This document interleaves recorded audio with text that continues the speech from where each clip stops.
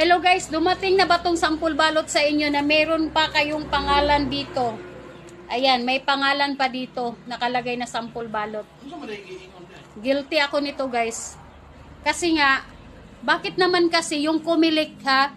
Kasi napapirma ako dahil sinabi nga nung tao na kumilik sila. Kumilik, hindi ko naman tiningnan yung ano kasi napunta sila ng barangay. Tapos sinabi niya yun, hapon na yun, na kumilik sila. Tapos pinapipirma kami at binibigay itong sampul balot na to. Ang sabi niya, wala daw partisan kasi kumilik daw sila. Hindi ko naman pala alam na ano lang siya, volunteer lang siya or kaya nag-work lang siya. Hindi talaga siya taga-kumilik at napapirma ako.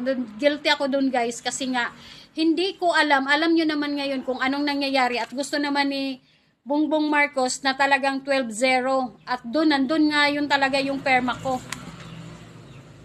At saan gagamitin yung ano, hindi naman explain yung tao. Ang sabi pa niya, basta may kuta sila, magpapareceive sila at meron nga yung pangalan yung balota na to, itong sampul balot na to, ganyan, bla bla bla. Basta yun lang. Tinanong ko siya, para saan yung perma? Bakit for the first time ang mga kumilik magpapapirma? Para saan yung perma? Kaya nagdududa na ako nito guys. Baka naman kasi meron mga balutan na talaga doon. Ilalagay yung pangalan mo.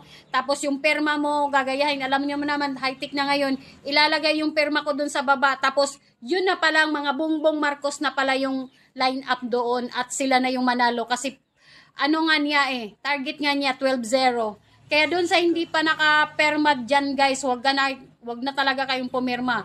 Baka ito yung dahilan, baka gamitin yung perma natin sa hindi maganda o kaya pa impit Sara o kaya pa kulong kay Tatay Digong natin, sa ating presidente natin. Nagtatanong lang ako kung dumating na ba sa inyo dyan na kung galing sa kumilik at pinapapapirma kayo, pinapareceive kayo, binibigyan kayo nito guys.